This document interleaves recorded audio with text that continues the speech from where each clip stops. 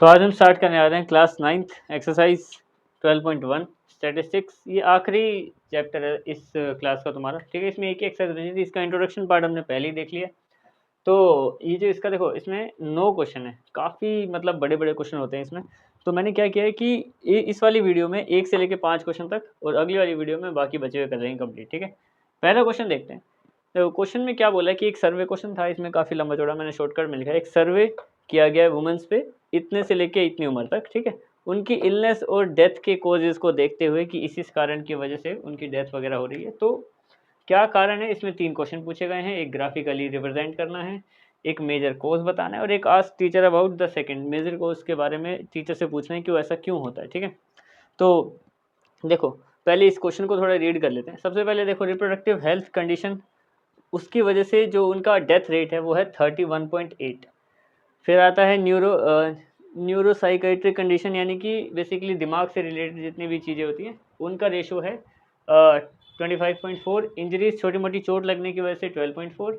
और cardiac arrest यानी कि दिल की जितनी भी कंडीशन होती हैं वो 4.3। रेस्पिरेटरी, सांस लेने से रिलेटेड, और बाकी बचे हुए कोजेस 22%, ठीक है। सबसे पहले इसको ग्राफिकली बनाते हैं। देखो ग्राफिकली क्या, सबसे पहले हमें इसमें ग्राफ बनाना होगा। अगर हिस्टोग्राम बनाना होगा तो हमें स्पेसिफिकली बता दिया जाएगा, वरना बार ग्राफ बना देना, ठीक है, कोई दिक्कत नहीं है। तो सबसे पहले ये एक्स एक्सिस, ये वाई एक्सिस, ये ओरिजिन, ठीक है। इसको तुम्हें ग्राफ पेपर पे बनाना है, या फिर अगर बनाओगे तो स्केल वगैरह से अच्छे से नाप के बनाना। मैं यहाँ पे रफली बनाऊंगा सारे, ठीक है। तो ये हो गया। अब नीचे वो लिखते हैं जो फिक्स होते हैं, ठीक है चीज़ें, जैसे कि नीचे लिख देंगे बीमारियों के नाम जो कम ज़्यादा नहीं हो रही। इधर वो लिखेंगे, जैसे यहाँ पे वो लिख देंगे इनकी रीडिंग, ठीक है, जो कम ज़्यादा होते रहेंगे, ठीक है। तो सबसे पहले रिप्रोडक्टिव हेल्थ कंडीशन, RHC लिख देता हूँ मैं यहाँ पे, रिप्रोडक्टिव हेल्थ कंडीशन, ये पहला है हमारा, ठीक है। अब यहाँ पे ये भी लिखना है पहले, तो इसको भी देख लेते हैं, थोड़ा एनालाइज करते हैं कि अगर मैं इसको 5-5 का गैप दे दूँ, 5, 10, 15, 20 करके, ठीक है, क्योंकि कम से कम 4 भी है ना। हाँ, तो 5-5 की गैप में रखते हैं, 5, 10, 15, 20, 25, 30, 35, 40, 45, ठीक है। ये हो गया यहाँ पे जितना भी इसमें क्या बोलते हैं फीमेल फर्टिलिटी रेट आई, ये वाला जो यहाँ पे फर्टिलिटी रेट, यहाँ पे हमने इसका डॉट लगा दिए। नीचे बीमारी लिखते लिखते ग्राफ बनाते हैं सीधा, ठीक है। तो RHS पहले लिखा नहीं है, तुम यहाँ पे पूरा पूरा नाम लिखना, रिप्रोडक्टिव हेल्थ कंडीशन। तो कितनी है वो, 31.8, यानी कि यहाँ से लेके चलो ग्राफ और 30 से थोड़ा सा दूर जाना, यहाँ पे 31.8 पे रोक देना, ठीक है। ये तुम स्केल से बनाना बढ़िया तरीके से। दूसरा, फिर न्यूरोसाइकेट्रिक कंडीशन, यानी कि NPC, न्यूरोसाइकेट्रिक कंडीशन कितनी है, 25.4। 25 यहाँ सीधा 25 तक लेके जाओ, और 0.4 है तो थोड़ा सा इससे ऊपर रखना। ये दूसरा हो गया। फिर आते हैं तीसरा, इंजरीज की वजह से आई कितनी है, 12.4। तो 12 यानी कि 10 से थोड़ा ऊपर ले जाना।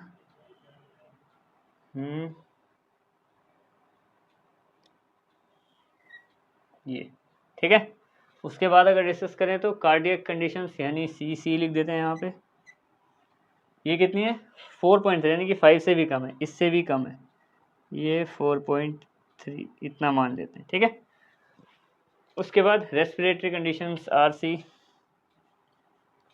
ये इससे भी कम है पर बहुत ही क्लोज है, ठीक है, 4.1।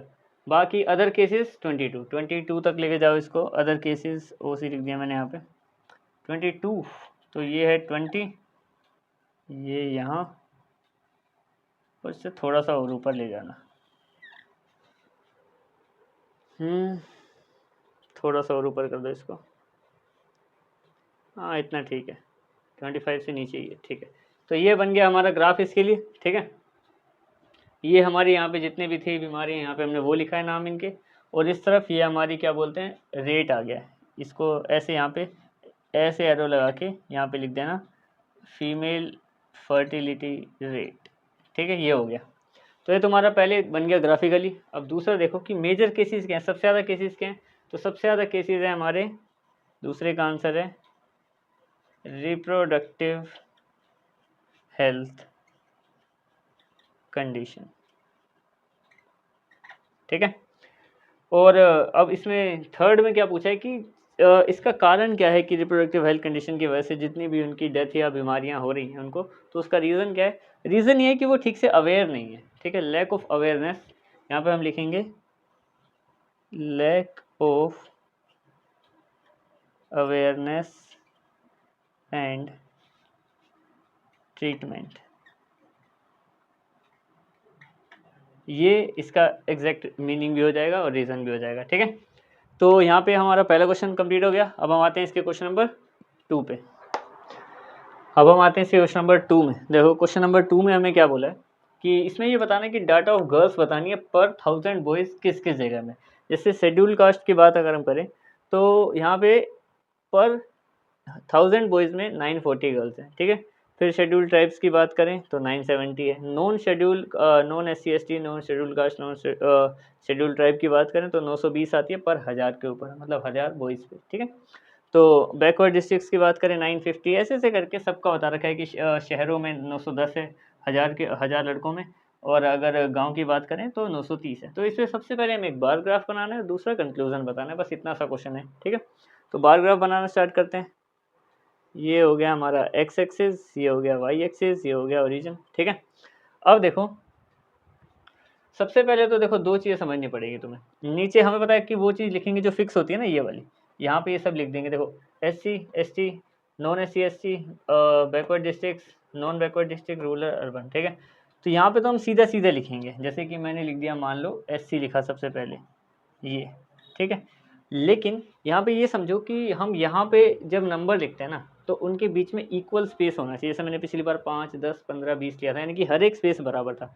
अब अगर मैं मान लो यहाँ पे 910, 920, 930 करूँगा, लेकिन यहाँ पे 0 है और वहाँ 910 है, ऐसी कंडीशन में हमें यहाँ पे एक साइन लगाना पड़ता है कि कभी भी अगर हमें स्टार्टिंग में एक अनइवन करना है ना, उसके बाद इवन चलाना है, तो ऐसा साइन लगाना पड़ता है कि वहाँ पे वो सारे कैलकुलेट हो गए, उसके बाद मैं सीधा यहाँ पे लिख रहा हूँ 910।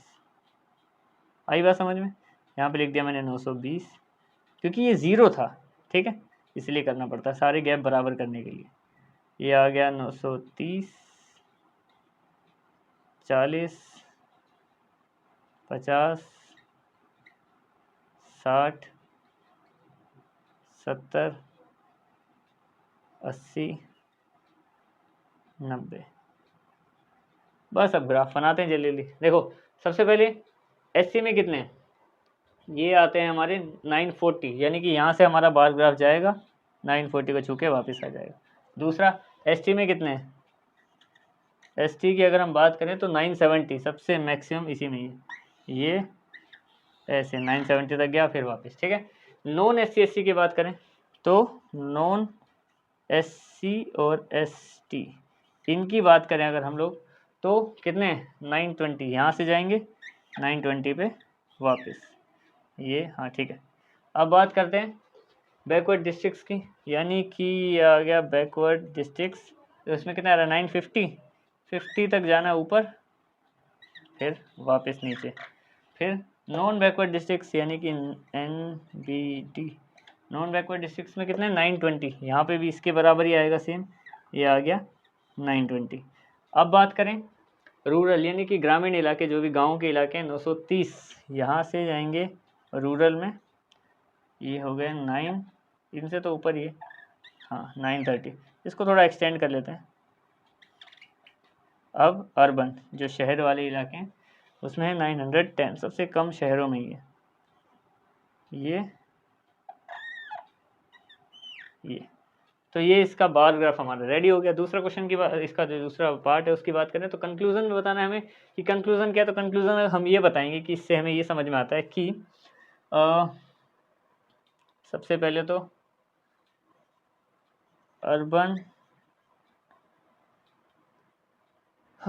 Urban areas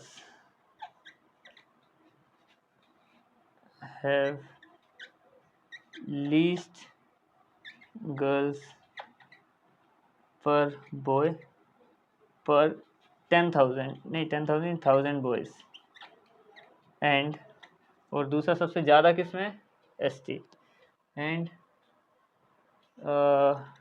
scheduled tribe have most girls पर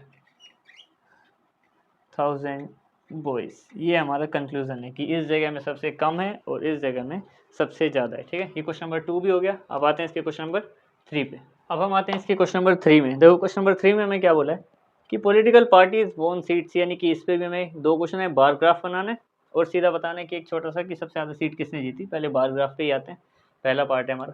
देखो इसमें ये सब बता रखा है कि ए पार्टी ने 75 जीती है, बी ने 55, ऐसे ऐसे करके सब ने काफ़ी सीट जीती है। तो पहले तो ग्राफ बनाते हैं।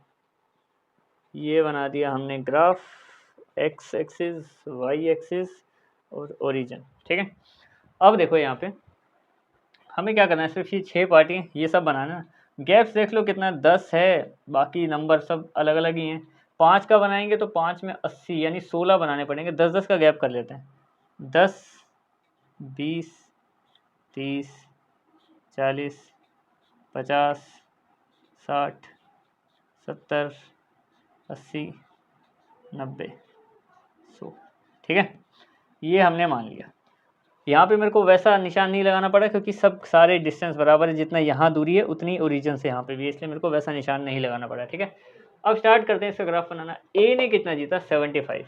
ये ए पार्टी है, यहाँ से जाओ सीधा सीधा सीधा सीधा इसके बीच में आके रुक जाओ 75।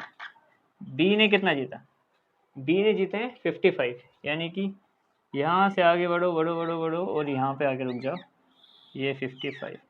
पार्टी सी 37, यानी कि 40 से थोड़ा कम, यहाँ से आगे बढ़े 40 से थोड़ा सा कम पे रुक गए 37। ठीक है, अब पार्टी डी, डी ने 29 यानी 30 से थोड़ा कम, यहाँ से आगे बढ़े थोड़ा सा कम पे रुक जाएंगे 29, ऑलमोस्ट थोड़ा और बढ़ा देते हैं ये। ठीक है, पार्टी ई ने 10 ही जीती हैं, ई ने जीती हैं 10, तो ये आ गया। पार्टी एफ, एफ ने कितनी जीती, 37, यानी कि 40, 37 दो पार्टी ने जीती हैं। तो यहाँ से आगे बढ़े और ये गए हम लोग, ये 37 ही थी ना पिछली वाली भी,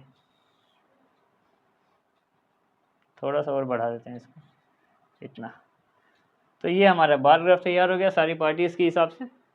और साथ में इसका सेकंड क्वेश्चन का आंसर भी दे देते हैं कि political party with the maximum seats. तो मैक्सिमम सीट किसने लिए, party A, party A won the maximum seats. वैसे तुम सिर्फ पार्टी ए भी लिख सकते हो, मैंने पूरा ही लिख दिया इतना। ठीक है, अब हम आते हैं इसके क्वेश्चन नंबर 4 पे। तो अब हम आते हैं इसके क्वेश्चन नंबर 4 में। देखो क्वेश्चन नंबर 4 में हमें क्या बोला है कि किसी ने मेज़र करी होगी जितनी भी लीव्स हैं कहीं पे, उनकी लेंथ को mm में करा होगा, जैसे सेंटीमीटर से जो कम होता है ना मिलीमीटर, उसमें लेंथ को किसी ने मेज़र करा है। तो इतनी इतनी आई है नंबर ऑफ़ लीव्स, मतलब कि 118 से लेके 126 mm तक 3 लीव्स हैं, ऐसे ऐसे करके सबको करा है। इसमें हिस्टोग्राम बनाना है, बार ग्राफ नहीं बनाना, वो भी समझेंगे। वैसे उसमें मैंने समझा रखा है तुम्हें, कोई बात नहीं, इसमें भी तुम्हें समझ में आ ही जाएगा, क्या बोलते हैं, इंट्रोडक्शन वीडियो में मैंने बता रखा है पहले। ठीक है, और बाकी 2 छोटे छोटे क्वेश्चन है। ठीक है, तो सबसे पहले हिस्टोग्राम बनाने के लिए कुछ नहीं, सीधा बार ग्राफ बनाना पड़ता है। जैसे हम लोग बार ग्राफ बनाते हैं ना, उसमें बार्स को हम दूर दूर लगाते हैं, जैसे कि ये एक्स एक्सिस हो गया, ये वाई एक्सिस हो गया। ठीक है, कुछ नहीं करते, यहाँ पे नंबर लिखते हैं, फिर बार ग्राफ डंडे से डंडे जुड़े हुए बिल्कुल ऐसे ऐसे बनाए जाते हैं। ठीक है, ये ओरिजिन है। लेकिन इस क्वेश्चन में थोड़ा सा एक चेंज है, वो पहले समझ लो। देखो बार ग्राफ या किसी भी कंटिन्यूटी के लिए हम यहाँ पे पहले कंटिन्यूटी ढूंढते हैं, जैसे कि 0 से 10, 10 से 20, 20 से 30, यानी कि सब जुड़े हुए हैं एक दूसरे से। लेकिन इधर हम देखें तो 118 से 126 और 127 आ गया यहाँ पे, तो ज़्यादा है इससे। फिर 127 से 135, तो ये तो 136 हो गया, ये तो फिर से ज़्यादा है। यानी कि ये तो आपस में ही नहीं जुड़े हुए। जैसे कि 0 से 10 होता है ना, तो वो 10 यहाँ पे भी लिखा होता है, 10 से 20 वो 20 यहाँ भी लिखा होता है अगली लाइन में, तभी वो कंटिन्यूटी हम वहाँ पे शो कर सकते हैं। तो इसके लिए हमें यहाँ पे एक चीज़ करनी पड़ेगी, जिसको हम यहाँ पे 0.5 से बढ़ा देंगे। ये हम करने पड़ते हैं। जैसे कि मान लो हमें हिस्टोग्राम बनाना है, तो इतना तो करना ही पड़ेगा। मैं क्या करूँगा, इसको यहाँ से 5.5 कम कर दूंगा, ये हो जाएगा 117.5। ठीक है, और यहाँ से 0.5 बढ़ा दूंगा 126.5। अब यहाँ से भी 0.5 कम करूँगा तो ये बन गया 126.5, ये सेम आ गया देखो। और यहाँ से बढ़ा दूंगा 0.5, 135.5। यहाँ से 0.5 कम करूँगा तो 135.5, यहाँ से 0.5 बढ़ाऊँगा तो ये, यहाँ से कम करूँगा तो ये सेम होना चाहिए ये वाला नंबर इसके, तभी फिर वो हिस्टोग्राम बनता है। यहाँ से 0.5 बढ़ा देंगे और यहाँ से कम कर देंगे, यहाँ से बढ़ा देंगे, यहाँ से कम कर देंगे, यहाँ से बढ़ा देंगे, यहाँ से कम कर देंगे और यहाँ से बढ़ा देंगे। तो ये बन गई हमारी नई टेबल, जिससे हम आराम से बना सकते हैं अपना हिस्टोग्राम। क्लियर? ये हमें करना पड़ेगा क्योंकि तभी तो यहाँ पे कंटिन्यूटी दिखनी चाहिए, ये सेम होने चाहिए, ये नंबर इसके जैसा एरो लगा दूँ अगर मैं, ये इसके जैसा होना चाहिए, इसके जैसा, ऐसे ऐसे करके ही आगे बढ़ते हैं, तभी हिस्टोग्राम बनता भी है। ठीक है, नंबर ऑफ लीव्स लिख लिया हमने। अब ये हमारी करंटली, इसको हम लेंथ मानेंगे क्योंकि इसी के हिसाब से हिस्टोग्राम बनेगा अब हमारा। तो इसको सोल्व करो। देखो सबसे पहले यहाँ पे लिखते हैं, देखो कहाँ से कहाँ तक जा रही है, ये जा रहा है, सबसे पहला ही नंबर है हमारा, 0 नहीं लिखेंगे यहाँ पे, ये लिख दिया मैंने, शुरुआत ही कर दी। या ऐसे कर लो कि ओरिजिन को ओरिजिन ही रहने देते हैं और यहाँ पे वैसे लगा देते हैं जो मैंने उस निशान की बात करी थी कि ये ऐसा डिफरेंस। ठीक है, उसके बाद पहला नंबर है हमारा 117.5, दूसरा नंबर है हमारा, इसको थोड़ा वैसे लिखते हैं वरना ये टकराएंगे एक दूसरे से, 117.5, 126.5, अगला 135.5, अगला 144.5, अगला 153.5, अगला 162.5, 1 भी बना देते हैं, अगला है 171.5 और लास्ट 180.5। ठीक है, ये बनाने, यहाँ पे भी नंबर लिखे हैं कई सारे, इसको मैं कितने का डिफरेंस दूं कि ठीक ठाक बढ़िया बन जाए, तो 3-3 का गैप दे दें या 2-2 का कर दें, 2 में 6, 3 में 4, चलो 2, 4, 12, 3 में आ जाएगा, चलो 2-2 का कर देते हैं गैप। यहाँ पे 2, 4, 6, 8, 10, 12, 14।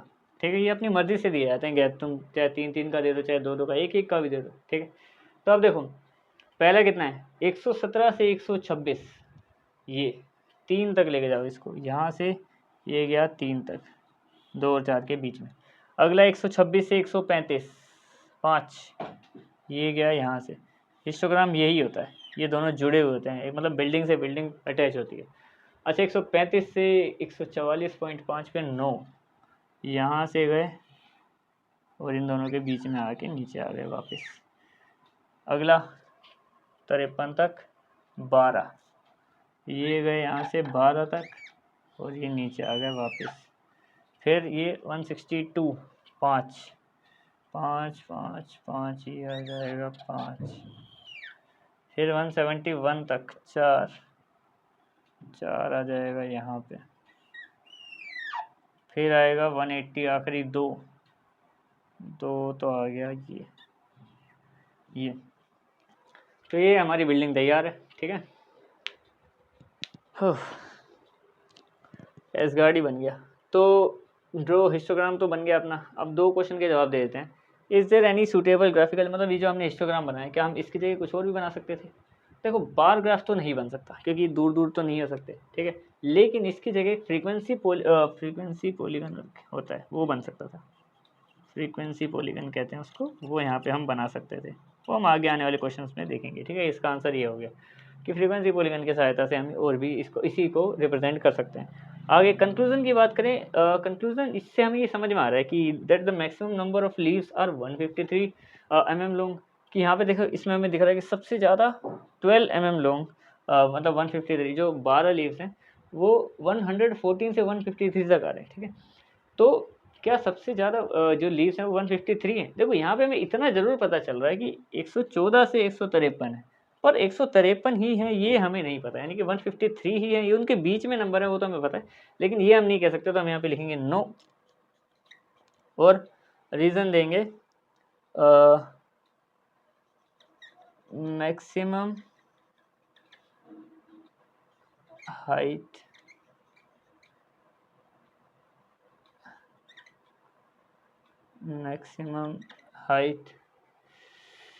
हाइट नहीं लेंथ आएगा, maximum length of leaves in between, कहाँ से कहाँ तक है, 144.5 टू 153.5 के बीच में, ना कि 153.5 ईयर। ठीक है, ये भी हो गया। अब आते हैं इस वीडियो के आखिरी क्वेश्चन पे, क्वेश्चन नंबर 5। अब हम आते हैं इसके क्वेश्चन नंबर 5 में। देखो क्वेश्चन नंबर 5 में हमें क्या बोला है कि 400 नियोन लैंप है, ठीक है, उसका टेबल बना रखा है कि कितने से कितने लैंप जो हैं वो कितने समय तक चलते हैं घंटे के हिसाब से। जैसे कि 300 से 400 घंटे तक 14 लैंप चलते हैं, ऐसे ऐसे करके लिखा हुआ है कि भाई 900 से 1000 लैंप ऐसे हैं जो मतलब क्या बोलते हैं 48 लैंप ऐसे हैं जो 900 से 1000 घंटे भी चलते हैं। तो मतलब ये सारा टेबल बना रखा है, हिस्टोग्राम में बताना और एक छोटा सा क्वेश्चन हमें यहाँ पे बताना है। ठीक है, तो सबसे पहले हिस्टोग्राम बनाने के लिए वही एक्सिस बना लेते हैं, 2 x axis, y axis origin, और यहाँ पे नंबर ऑफ लैंप्स लिखेंगे एक तरफ और एक तरफ आर्स ना, तो ये फिक्स वाली चीज़ जो ये फिक्स है इसको इस तरफ लिखेंगे। तो देखो शुरुआत तो हमें ऐसे ही करनी पड़ेगी क्योंकि 0 के बाद सीधा 300 लिखने वाले हैं हम लोग, 300, 400, 500, 600, 700, 800, 900, 1000। तो ये देखो हमने यहाँ पे सारे नंबर लिख दिए। ठीक है, 1000 तक ही जा रहे हो, इसको हमें वो भी नहीं करना क्योंकि ये सब देखो ये वाला नंबर इसकी तरह सेम है, यानी कि डायरेक्ट हम हिस्टोग्राम इसमें बना सकते हैं। ठीक है, तो अब देखो यहाँ पे कितने कितने नंबर लिखेंगे। देखो छोटे से छोटा नंबर यहाँ पे 14 है तो 86 तक भी जा रहा है, 10-10 के गैप में रख लेते हैं सारे, 10, 20, 30, 40, 50, 60, 70, 80, 90, 100, 80, 90, 100। ठीक है, 110 भी लिख ही लो, चलो कोई जा नहीं रहा वहाँ तक, वैसे तो 100 तक भी कोई नहीं जा रहा। ठीक है, अब देखो यहाँ पे बस इसका ये बनाएंगे जल्दी जल्दी। सबसे पहले देखो 300 से 400 के बीच में 14, यानी कि यहाँ से इसको उठाओ, इसके बीच से थोड़े नीचे से वापस। ठीक है, 14। दूसरा 56 है, यहाँ से सीधा 400 से 500, 56 के लिए यहाँ से आगे बढ़ेंगे हम लोग ऐसे करके, ये 50 और ये 60 के बीच में कहीं 56 आ जाएगा ये। ठीक है, आगे बढ़ेंगे, 60 लेके जाना है इस बार हमें। अगला ये है 60, ये वाला चला गया 60 पे और यहाँ से वापस। अगला 86, ये इसको और ले जाओ ऊपर, 80 और 90 के बीच में 86, ज़्यादा ही चौड़ा कर दिया कुछ। 86 एक बार चेक कर लूँ मैं, हाँ ठीक है।